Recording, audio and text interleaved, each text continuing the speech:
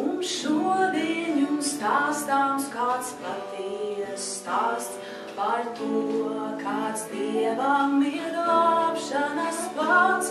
Mums šodien jums stāstāms kāds patiess stāsts par to, kāds Dievam ir glābšanas plāns, jo pestītājs mūsu ir dzīvis un gaidīšanas laiks ir brīnīs. Dots Dievam augstībā un mieru zemes cilvēkiem, pie tā viņam labs prāts. Dots Dievam augstībā un mieru zemes cilvēkiem, pie tā viņam labs prāts.